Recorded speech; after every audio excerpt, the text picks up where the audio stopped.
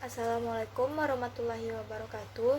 Saya Syaharani Primadia dengan NIM 20234022 dari Prodi Perpustakaan dan Ilmu Informasi.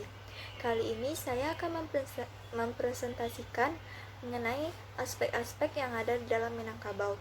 Sebelumnya perlu kita ketahui, Minangkabau itu memiliki arti, yang dimana Minang yang berarti menang dan Kabau yang berarti kerbau.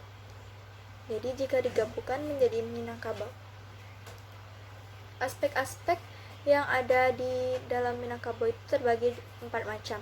Yang pertama ada aspek politik, aspek sosial, aspek ekonomi, dan aspek kebudayaan. Yang pertama kita akan membahas tentang aspek politik di Minangkabau. Aspek politik di Minangkabau itu dibagi menjadi 2 lareh.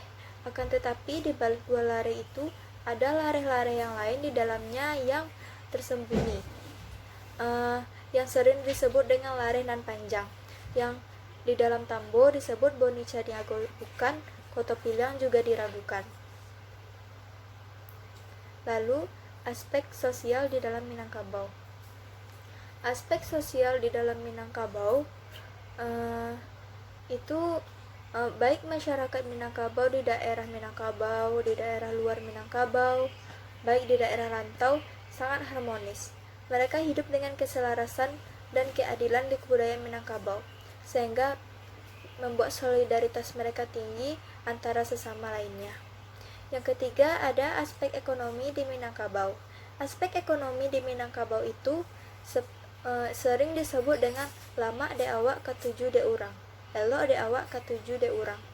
Dan pewarisan di Minangkabau itu terbagi menjadi harta pusaka, lahan, hutan, tanah, dan lain sebagainya. Selanjutnya ada aspek-aspek kebudayaan di dalam Minangkabau. Aspek-aspek kebudayaan di dalam Minangkabau ini dibagi menjadi 3 pilar, yaitu Nenek Mama, Alim Ulama, Cedek Pandai.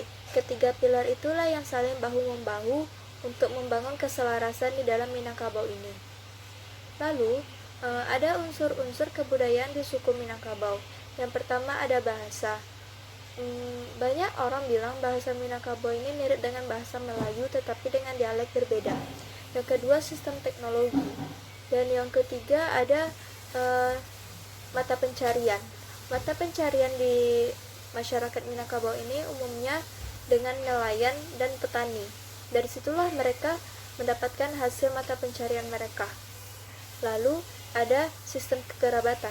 Sistem kekerabatan di Minangkabau ini biasanya disebut dengan kampuang desa, yang dimana itu dipimpin dengan kepala kampung atau disebut dengan datuk kampung.